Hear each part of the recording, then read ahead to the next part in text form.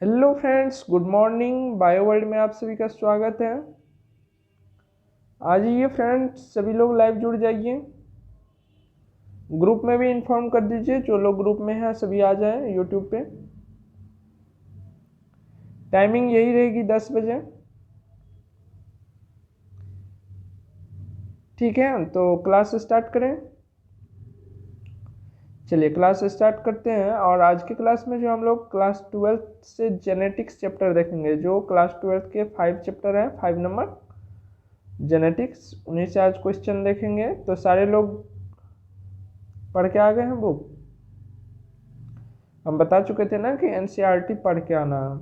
चलिए बिल्कुल, बहुत अच्छी बात है, सभी लोगों ने पढ़ के आए हुए हैं। चलिए अब क्वेश्चन की ओर बढ़ें। चलिए बढ़ते हैं क्वेश्चन की ओर। पहला क्वेश्चन है, फादर ऑफ जेनेटिक्स इज, अनुवांशिकी के पिता कौन है? सभी लोग को पता होना चाहिए अनुवांशिकी के पिता कौन है। बिल्कुल सही जवाब मेंडल है। ठीक है, चलिए दूसरा नंबर क्वेश्चन है, मेंडल ने अपने प्रयोग के लिए मटर के पौधे को चुना क्योंकि इसमें अनेक प्रकार के डैश पाए जाते हैं।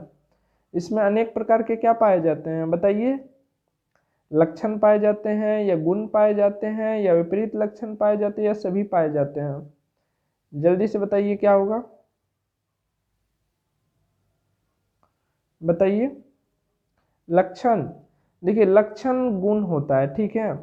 लक्षण बोलिए, गुण बोलिए, दोनों एक ही चीज है।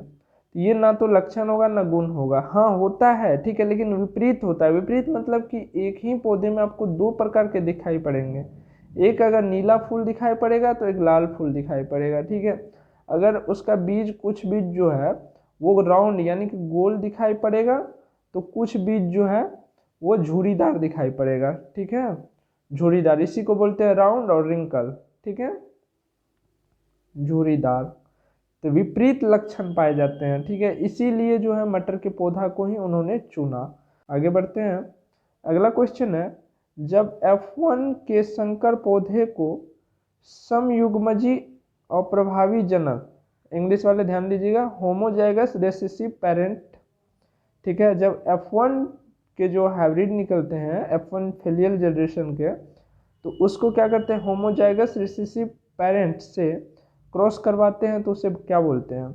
जैसे यहाँ पर देखिए क्या हो गया, पेरेंट क्या हो गया, टी, टॉल के लिए लेते हैं हम, और ड्वार्फ के लिए क्या लेते हैं, स्मॉल टी, ठीक है। तो यहाँ से जो बनेगा जैगोट कैसा बनेगा, एक कैपिटल टी आएगा और एक स्मॉल टी आएगा। कैपिटल और स्मॉल क्यों आता है, दोनों क्यों नहीं आ जाता है? क्योंकि ये इसका है तो 50% ही ना अपना डोनेट करेंगे, ये नहीं तो 100 तो नहीं करते हैं, 50% ही करेंगे। गेमिट में क्या होता है, एन ही दिया जाता है ना, 2n नहीं दिया जाता है, तो ये 2n है, ठीक है। टोटल के टोटल क्या है, 2n है। तो ये क्या करेंगे, एन डोनेट करेंगे, ये भी अपना एन डोनेट करेंगे, तो क्या हो जाएगा, ये हो जाएगा। इसको फिर से क्रॉस करवाइएगा इसके साथ या इसके साथ, ये क्या हो गया, ये F1 जनरेशन है, ठीक है, और ये क्या है, पेरेंट है, ठीक है, ये पेरेंट है। स्मॉल टी वाले और कैपिटल टी वाले क्या है, पेरेंट है। और ये जो है ये F1 जनरेशन, इसको अगर इससे क्रॉस करवाइए किसी एक पेरेंट से, ठीक है, ड्वार्फ वाले से या टॉल वाले से, किसी एक से करवाइएगा तो क्या हो जाएगा, टेस्ट क्रॉस हो जाएगा, ठीक है, टेस्ट क्रॉस। पेरेंट्स से अगर F1 वाले को जब क्या किया जाता है, homozygous recessive partner, homozygous same रहेगा तो होमोजाइगस। अगर ये बताइएगा, ये F1 में जो गैमीट बना ये होमोजाइगस है या हेट्रोजाइगस है? ये हेट्रोजाइगस है, क्योंकि इसमें सेम नहीं है, और यहाँ पर सेम है तो इसको होमोजाइगस बोलेंगे, ठीक है। तो होमोजाइगस किसी एक से भी करवा दीजिएगा तो वो टेस्ट क्रॉस होगा, ठीक है, किसी से भी करवा दीजिए। और बैक क्रॉस जो यहाँ पर देखे होंगे, तो आपका राइट आंसर तो हो गया ए नंबर, टेस्ट क्रॉस। लेकिन ये बैक क्रॉस की बात आती है, बैक क्रॉस भी यही है, कुछ नहीं। और इसी को जब पेरेंट्स से करवा देते हैं किसी एक से, तो हो गया बैक क्रॉस, यानी कि F1 से जो निकला उसी को फिर पेरेंट्स से करवा दिए, तो ये हो गया बैक क्रॉस, यानी कि बैक जा रहा है ना, बैक से ही करवा रहे हैं, नहीं तो नेक्स्ट करवाते, आगे करवाते तो वो फॉरवर्ड में होता। तो बैक क्रॉस मतलब जो F1 जनरेशन निकला उसको पेरेंट्स से करवा दिया, ठीक है, किसी एक से। चलिए आगे बढ़े। क्लियर हो रही है सबको? अगर नहीं हो रही, किसी प्रकार की डाउट हो रही तो यहाँ पर कमेंट में बताइएगा। अगर सारे स्टूडेंट को प्रॉब्लम हो रही है तो फिर हम इसको डिस्कस करेंगे। अगर किसी को प्रॉब्लम हो रही है तो आप व्हाट्सएप ग्रुप में आ जाइएगा, वहाँ पर हम कर देंगे। और व्हाट्सएप नंबर आपको इस वीडियो के डिस्क्रिप्शन में भी मिल जाएगा, और चैनल के ऊपर में जाइएगा तो जहाँ पर बायो वर्ल्ड लिखा रहता है वहाँ पर भी मिल जाएगा। गर्ल्स लोग जो है, जहाँ पर हम व्हाट्सएप ग्रुप देते हैं ग्रुप लिंक, तो उसमें आप लोग मत जुड़िएगा। आप लोग डायरेक्ट जो है व्हाट्सएप नंबर पे मैसेज कीजिएगा, क्योंकि गर्ल्स ग्रुप अलग करके रखे हुए हैं तो उसमें आप लोग को ऐड करेंगे, गर्ल्स को सिर्फ गर्ल्स ग्रुप में ही, और बॉयज़ लोग जो होता है उनको बॉयज़ ग्रुप में ऐड करते हैं। तो आप लोग मैसेज डायरेक्ट ही कीजिएगा गर्ल्स लोग। चलिए आगे बढ़े, चलिए आगे बढ़ते हैं। अगला है, विशेष लक्षण के साथ आनुवंशिकी की मूलभूत इकाई है। विशेष लक्षण के साथ आनुवंशिकी की मूलभूत इकाई क्या है, बताइए? बिल्कुल सही, जीन होगा। ठीक है, क्रोमोसोम क्या होता है? क्रोमोसोम एक लंबा सा हो गया, और इसके पीस को काट दीजिए, स्पेशल टुकड़ा कर दीजिए, ये क्या हो गया? जीन हो गया। और जीन में ही डीएनए होता है ना। और डीएनए क्या है? डीएनए क्या है? जेनेटिक मटेरियल है। ठीक है,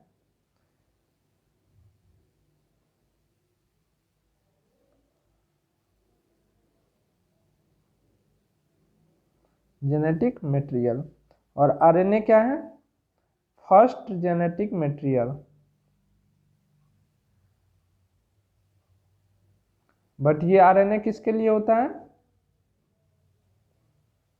बताइए, आरएनए किसके लिए होता है? चलिए एचडब्ल्यू में देते हैं। एचडब्ल्यू में आरएनए किसके लिए होता है?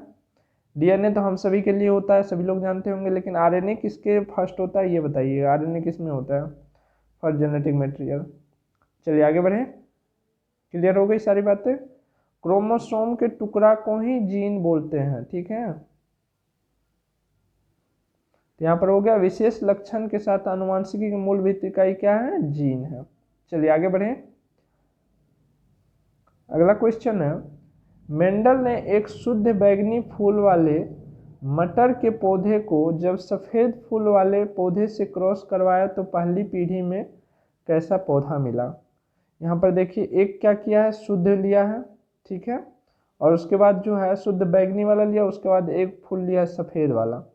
तो चलिए हम क्रॉस करके देखते हैं कि उसका F1 जनरेशन में कैसा पौधा मिलता है। तो बैंगनी वाले के लिए क्या किया जाता है? कैपिटल W लिया जाता है। ठीक है, और सफ़ेद वाले के लिए क्या किया जाता है? स्मॉल W लिया जाता है। ठीक है, चलिए इसको हम क्रॉस करवा के देखते हैं। तो यहाँ क्या करेगा? एक W गेमिट जो है, यहाँ पर देखिए गेमिट क्या बनेगा? यहाँ पर एक W ये क्या करेगा?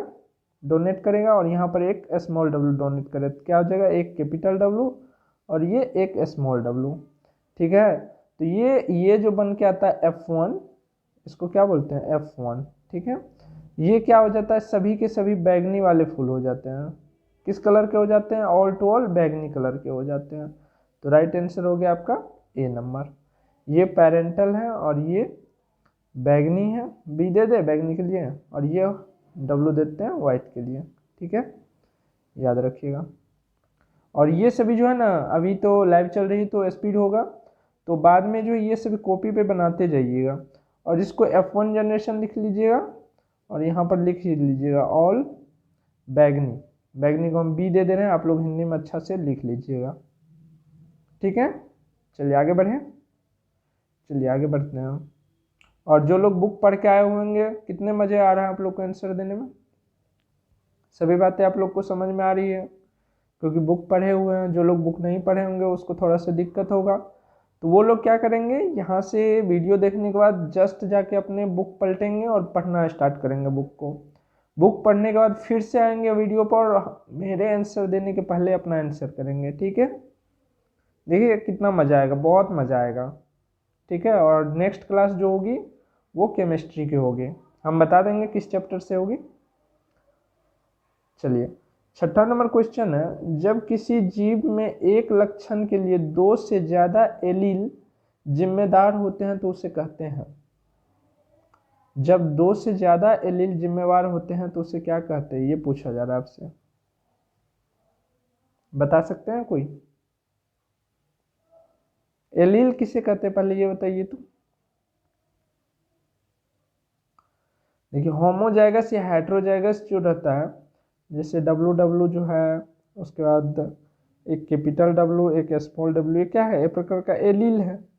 ठीक है, ये क्या है? एक प्रकार के एलील है।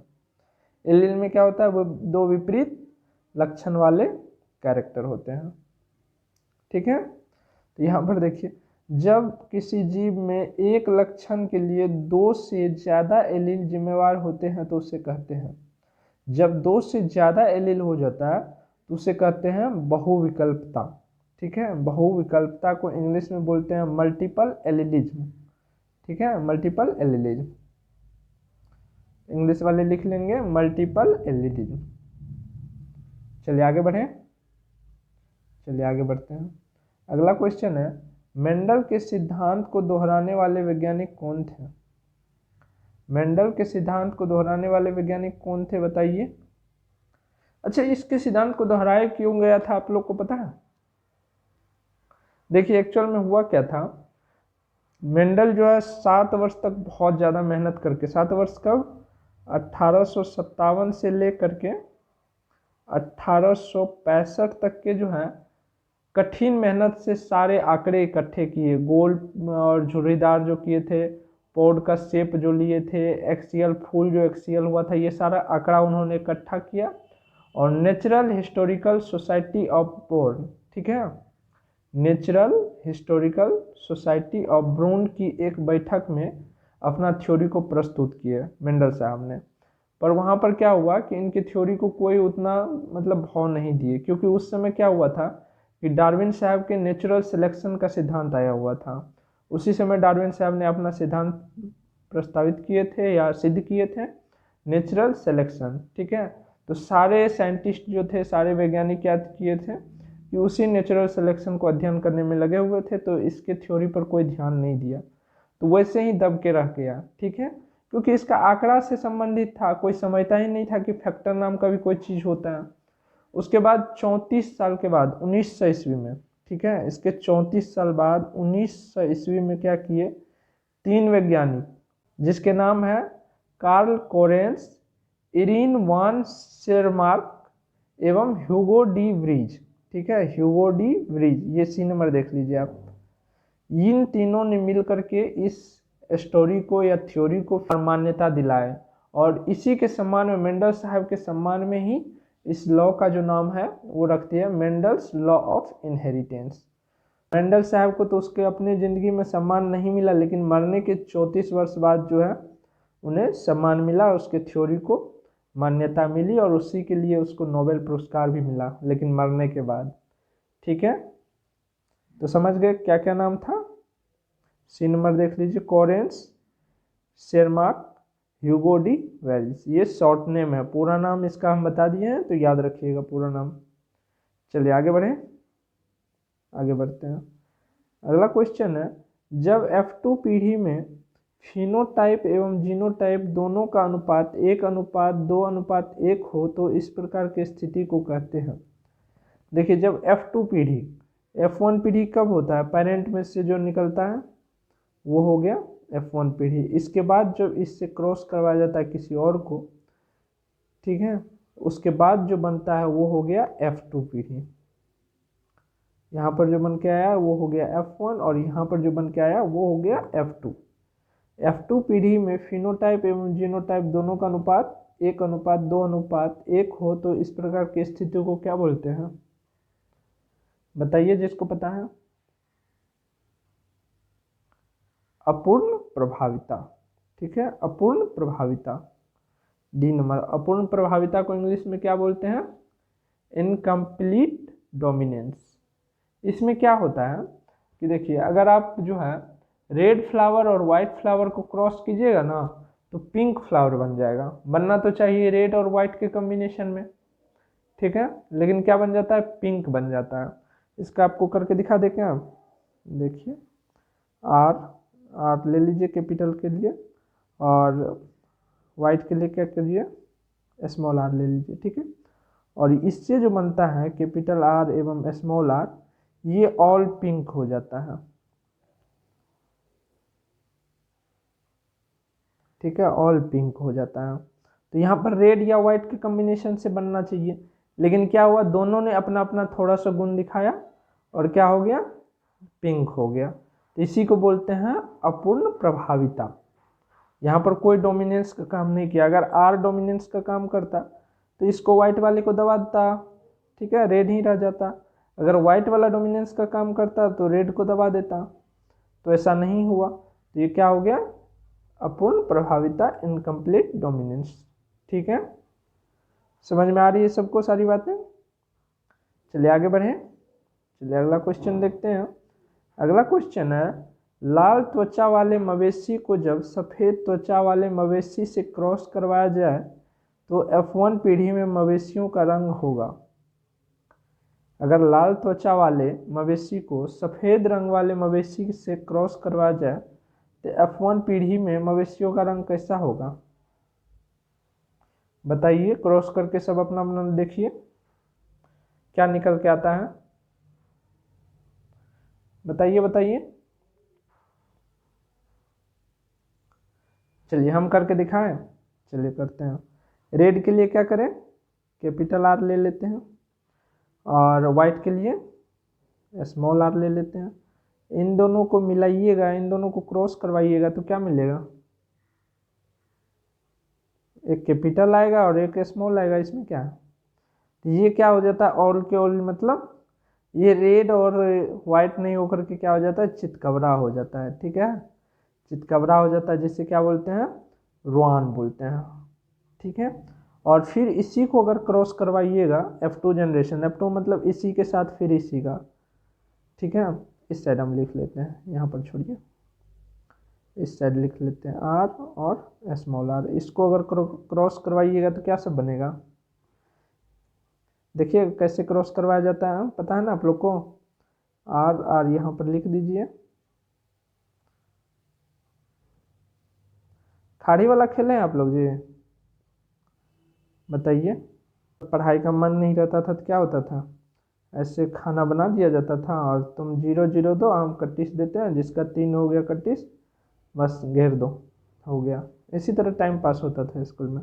तो चलिए वही खेल खेल करके यहाँ पर के हम पढ़ाई कर लेते हैं। तो इस साइड क्या कीजिएगा, दोनों सेम ही है तो यहाँ भी सेम ही कर दीजिए आर आर। तो यहाँ पर क्या हो जाएगा, इस आर को इस आर को कीजिएगा तो दोनों कैपिटल आर हो जाएगा। लेकिन यहाँ पर क्या होगा, एक कैपिटल और एक स्मॉल, और यहाँ पर एक कैपिटल एक स्मॉल, और यहाँ पर क्या हो जाएगा, दोनों के दोनों स्मॉल। तो देख लीजिए क्या क्या आया, एक पूरा आर आर आ गया। पूरा आर आर क्या था यहाँ पर, बताइए, रेड था ना,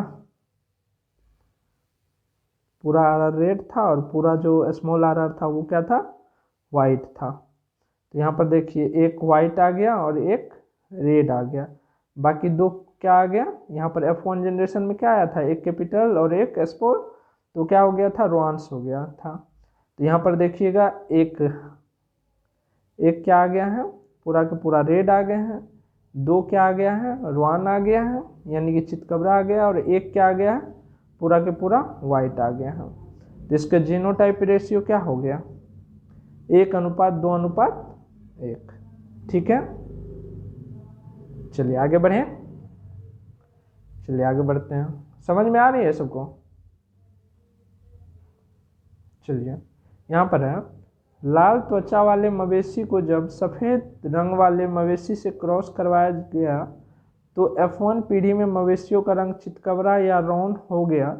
यह किसको प्रदर्शित करता है? अभी जो पिछले क्वेश्चन में हम लोग किए थे कि रौन हो गया था चितकबरा F1 जनरेशन में, तो वो किस कारण से हुआ था, यहाँ पर ये पूछा जा रहा है, बताइए। डोमिनेंस मतलब हुआ कि कोई अपना एक ही जो है अपना कैरेक्टर दिखाया, दूसरे को क्या कर दिया, प्रेस कर दिया कि तुम दब के रहो, हम अपना दिखाएंगे। और लेकिन क्या होता है, कोडोमिनेंस यानी कि सह प्रभाविता। सह मतलब क्या होता है, बराबर, दोनों दोनों मिल करके काम करते तो दोनों का मेहनत दिखता है, इसीलिए सह प्रभाविता कहा जाता है उसको। और इंग्लिश में सह प्रभाविता क्या बोलते हैं, कोडोमिनेंस, ठीक है। क्योंकि वहाँ पर देखेंगे कि आर का भी आया था और वाइट का भी आया था, इसीलिए चितकबरा हो गया था। ठीक है, कैपिटल आर और स्मॉल आर आया था, इसीलिए चितकबरा हो गया था। ये किस प्रकार दिखाता है? सह प्रभाविता को दिखाता है। चलिए आगे बढ़े। अगला क्वेश्चन है युग्मन एवं विकर्षण, जिसको इंग्लिश में बोलते हैं कपलिंग एंड रिपल्शन, के सिद्धांत को किसने दिया था? युग्मन एवं विकर्षण के सिद्धांत को किसने दिया था? डब्ल्यू बेटसन एवं आर.सी. पन्नेट ने दिया था। ठीक है, और ये तीनों साहब ने क्या किया था? कोरेंस, शेरमार्क और ह्यूगो डिवरीज मेंडल के सिद्धांत को फिर से खोज करके उनको क्या किया था? मान्यता दिलाया था। याद रखिएगा। ठीक है, ये मेंडल से संबंधित है। ये तीनों याद रखिएगा, वैसे पूछा तो नहीं जाना चाहिए, नीट लेवल का है, लेकिन याद रखिएगा। ठीक है, चलिए आगे बढ़ते हैं। अगला क्वेश्चन है जीन मैपिंग की खोज किसने किया? जीन मैपिंग जो होता है, ठीक है, इसका खोज किसने किया था? यहाँ पर देखिए, आपको दिख रहा होगा, डार्विन साहब ने क्या किया था? नेचुरल सिलेक्शन प्रतिपादित किया था। ये शेरमार्क और कोरेंस और ह्यूगो डिवेरिज मिल करके क्या किए थे? मेंडल साहब के थ्योरी को रिडिस्कवरी किए थे। उसका थॉमस मॉर्गन साहब जो है, इन्होंने जीन मैपिंग की खोज की थी। ठीक है, जीन मैपिंग की खोज किसने की थी? थॉमस मॉर्गन साहब ने।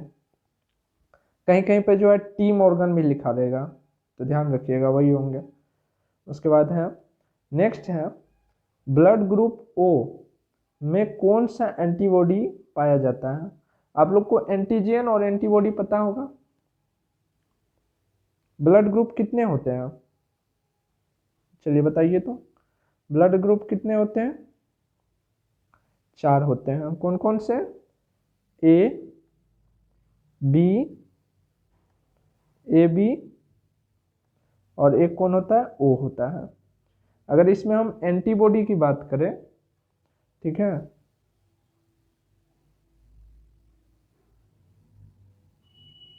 एंटीबॉडी, और क्या होता है? एक एंटीजन होता है। ठीक है, एंटीजन।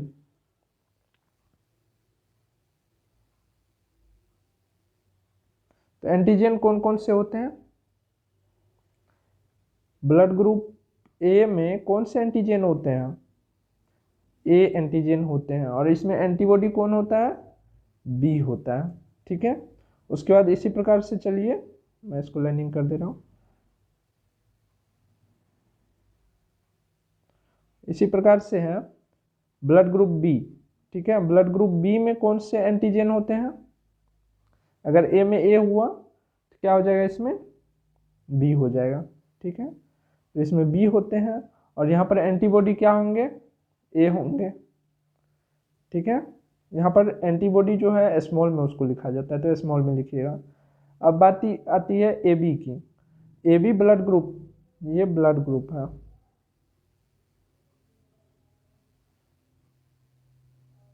मुझे पता है कि बहुत लोग को पता होगी ये बातें, उसको थोड़ा बोरिंग सी लग रहा होगा कि सर जल्दी से क्वेश्चन बता के आगे क्यों निकल जा रहे हैं। तो आप लोग से थोड़ा सा माफ़ी चाहेंगे, क्योंकि बहुत सारे ऐसे स्टूडेंट हैं जिनको जो है एंटीजन एवं एंटीबॉडी में कन्फ्यूजन रहता है, पूरा क्लियर नहीं रहता है। तो उसके लिए ये है, और आपके रिवीजन के लिए है। ठीक है, तो आप लोग थोड़ा ध्यान दे करके रिवीजन कर लीजिए। और इसमें जो है ए बी में कौन से एंटीजन होते हैं? ए एंड बी दोनों होते हैं। ठीक है, और इसमें क्या होता है? एंटीबॉडी एब्सेंट रहते हैं। एंटीबॉडी क्या होते हैं? एब्सेंट रहते हैं, इसीलिए माइनस एंटी, हम एब्सेंट में माइनस एंटी लगा रहे हैं। ठीक है, अब बात करते हैं ब्लड ग्रुप ओ की। ब्लड ग्रुप ओ में जो है एंटीजन ही नहीं रहते हैं। ठीक है, क्या नहीं रहते हैं? एंटीजन ही नहीं रहते हैं। क्या हो जाएगा? माइनस एंटी, और एंटीबॉडी इसमें पाए जाते हैं, तो कौन से एंटीबॉडी होंगे? ए एंड बी दोनों एंटीबॉडी होंगे। इस चार्ट को बना लीजिएगा, जो लोग नहीं जानते हैं, जिसको थोड़ा बहुत कन्फ्यूजन था, तो इस चार्ट को बना लीजिएगा आप। ठीक है, चलिए आगे बढ़ें। नहीं, अभी कैसे आगे बढ़ जाएंगे? अभी तो क्वेश्चन का आंसर ही नहीं दिए आप लोग। क्या हो जाएगा? ब्लड ग्रुप ओ में कौन सा एंटीबॉडी होगा? ब्लड ग्रुप ओ यहाँ पर है, ब्लड ग्रुप ओ में क्या होगा, ए बी दोनों होता है। आपका राइट आंसर क्या हो जाएगा, सी हो जाएगा। चलिए आगे बढ़ें, चलिए आगे बढ़ते हैं। अगला क्वेश्चन है, ब्लड ग्रुप ए बी में कौन सा एंटीबॉडी पाया जाता है। अभी हमने चार्ट में बताया था, चलिए इसको HW में डाल देते हैं, ठीक है। चलिए आगे बढ़ें, अगला क्वेश्चन देखते हैं। अगला क्वेश्चन है, बहुविकल्पता जिसको इंग्लिश में बोलते हैं मल्टीपल एलिलिज्म के उदाहरण है। मल्टीपल एलिलिज्म के उदाहरण है ब्लड ग्रुप, ठीक है। ब्लड ग्रुप इसके उदाहरण है, ह्यूमन ब्लड ग्रुप। क्योंकि ब्लड में देखिएगा, ब्लड में क्या होता है, ब्लड ग्रुप के 3 एलील होते हैं, IA, ठीक है, IB और IO, ये तीनों एलील होते हैं ब्लड ग्रुप में। इसीलिए यहाँ पर दूर रहता तो हो जाता क्या, सहप्रभाविता होता या कोविड डोमिनेंस होता, लेकिन यहाँ पर 3 है तो क्या हो गया, मल्टीपल एलिलिज्म। एलील किसको बोलते हैं, 2 रहता तो उसको एलील बोलते हैं, यहाँ पर 3 हो गया है इसीलिए मल्टीपल एलिलिज्म हो गया है, ठीक है। तो आपका आंसर पता चल गया, क्या हो जाएगा, ह्यूमन ब्लड ग्रुप। और ह्यूमन ब्लड ग्रुप का ग्रुपिंग किसने किया था, लैंडस्टेनर साहब ने, ठीक है, कार्ल लैंडस्टेनर। यहाँ पर लिख दे क्या, के, ठीक है, कार्ल कैसे लिखेंगे, KARL, ठीक है, कार्ल लैंडस्टेनर।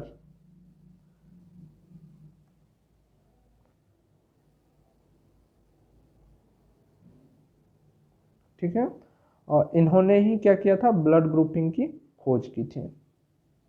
और ब्लड सर्कुलेशन का खोज किसने किया था, विलियम हार्वे ने।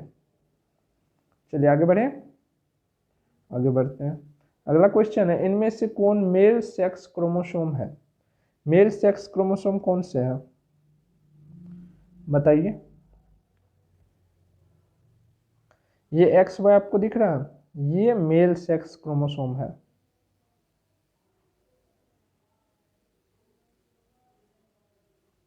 और ये XX जो दिख रहा है, ये फीमेल सेक्स क्रोमोसोम है। 46 होते हैं, देखिए टोटल कितने होते हैं, 46 होते हैं। 46 में कितने, 23 जोड़ी होते हैं ना, तो 22 जोड़ी तो होबे करता है XX, मेल में भी फीमेल में भी। और मेल में क्या होता है, 22 जोड़ी रहता है, लेकिन 23वां जोड़ी में क्या रहता है, XY रहता है। और फीमेल में क्या रहता है, 22 रहने के बाद 23वां जोड़ी भी उसका XX ही रहता है, ठीक है। तो यहाँ से आप लोग एक जानते होंगे कि अगर कोई महिला है, वो उनको जो है बेबी सिर्फ गर्ल ही हो रही है, यानी कि लड़की ही हो रही है, तो इसमें जिम्मेवारी किसकी है, मेल की या फीमेल की। इसमें जिम्मेवारी 110% जो मेल की ही होती है, ठीक है। लेकिन गांव घर में नहीं, ऐसा नहीं माना जाता है, बोलता कि नहीं, जो भी दिक्कत है या जो भी प्रॉब्लम है वो फीमेल की ही है, लेकिन ऐसी बात नहीं है। क्योंकि देखिए मेल के पास तो ये XX क्रोमोसोम है जो सिर्फ गर्ल्स प्रोड्यूस कर सकती है, ठीक है। और बिना मेल के क्रोमोसोम के वो कैसे प्रोड्यूस कर सकती है, यहाँ से तो चाहिए, अगर मेल X दिया तो गर्ल बन जाएगी, अगर Y दिया तो बॉयज बनेगा। तो मेल पे नहीं डिपेंड करता कि वो क्या डोनेट कर रहा है, इसीलिए वोमेन की गलती नहीं होती अगर उसको सिर्फ गर्ल्स ही हो रही है बेबी तो, ठीक है। चलिए आगे बढ़ते हैं।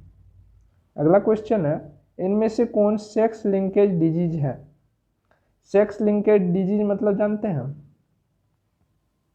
जो फादर में है वो सन में आएगा ही आएगा, या जो मदर में है वो आगे आने वाले जनरेशन में आएंगे ही आएंगे।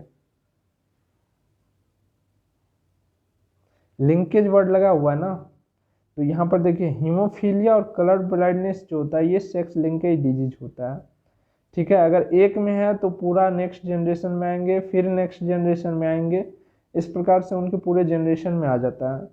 क्या हो जाएगा राइट आंसर आपका, D नंबर हो जाएगा A and B।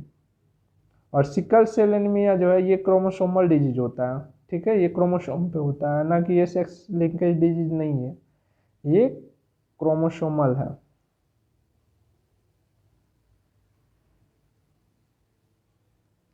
Chromosomal disease है। चलिए आगे बढ़े। अगला क्वेश्चन है, किस एनीमिया में RBC के आकार में परिवर्तन हो जाता है। सभी को पता होगा, हेमोफीलिया में नहीं जी बुढ़वा। कलर ब्लाइंडनेस में नहीं। सिक्कल सेल एनीमिया में जो होते हैं वो आरबीसी के आकार में परिवर्तन हो जाता है। देखिए आरबीसी का आकार कैसा होता है, डिस्क लाइक होता है, ठीक है, डिस्क लाइक या बैकनकेव होता है। ये धीरे धीरे जिसमें ये एनीमिया हो जाती है तो क्या होता है, हंसुए की आकार की बन जाती है, ऐसे हंसुए की आकार की बन जाता है, इसी को बोलते हैं सिक्कल सेल एनीमिया। हेमोफीलिया में क्या होता है, हेमोफीलिया में क्या होता है कि जो हेमोफीलिया के पेशेंट रहते हैं उसके बॉडी में अगर थोड़ा सा भी कट लग जाए तो ब्लड रुकते नहीं है, क्योंकि उसके ब्लड में हेपरिन नामक जो अवयव होते हैं वो गायब हो जाते हैं उसके ब्लड से। तो प्लेटलेट्स जो है जाकर के उस ब्लड को यानी कि आरबीसी को बांध करके गुच्छा नहीं बना पाते हैं, इसके कारण उसके बॉडी से जो है ब्लड निकलते रहता है और जिसके कारण उसकी मृत्यु हो जाती है। और कलर ब्लाइंडनेस आप लोग जानते होंगे कि लाल और हरा रंग जो होता है उसमें अंतर नहीं कर पाते हैं कलर ब्लाइंडनेस के रोगी। यहाँ से सब कुछ पता चल गया आप लोग को। चलिए आगे बढ़ते हैं। अगला क्वेश्चन है, which of the following character was not choosing bye Mendel. निम्नलिखित में से कौन सा कैरेक्टर मेंडल के द्वारा नहीं चुना गया था। उन्होंने मेंडल ने 7 कैरेक्टर चुना था ना, उनमें से देखिए इसमें से कौन ऐसा है जो नहीं चुना गया है, जल्दी से बताइए कौन सा नहीं चुना गया है। पोड शेप तो उन्होंने लिए थे, पोड का कलर भी उन्होंने लिए थे, लोकेशन ऑफ फ्लावर, फ्लावर का लोकेशन भी वो उन्होंने लिया था, एक्सियल है कि क्या है। यहाँ पर देखिए लोकेशन ऑफ पोड उन्होंने नहीं लिया था, लोकेशन ऑफ फ्लावर लिया था, ठीक है, पोड का शेप लिया था और पोड का कलर लिया था, लेकिन लोकेशन नहीं लिया था। लोकेशन किसका लिया था, फ्लावर का लिया था। क्या हो जाएगा, डी नंबर हो जाएगा, लोकेशन ऑफ पोड, ठीक है। तो राइट आंसर हो जाएगा आपका D number, location of pod. चलिए आगे बढ़ते हैं। अगला क्वेश्चन है, the character which appear in the F1 generation are called. F1 पीढ़ी में कौन सा कैरेक्टर सामने आता है, F1 पीढ़ी में कौन सा कैरेक्टर सामने आता है बताइए।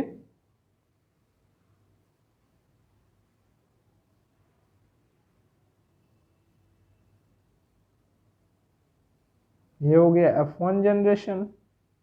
F1 जनरेशन में यहाँ पर देखिए क्या हुआ, है तो टॉल ही लेकिन प्योर टॉल है क्या, नहीं है। टॉल के लिए कैपिटल टी लिया जाता है लेकिन ड्वार्फ के लिए क्या किया जाता है, स्मॉल टी लिया जाता है तो टॉल ही, ठीक है, लेकिन प्योर है नहीं है।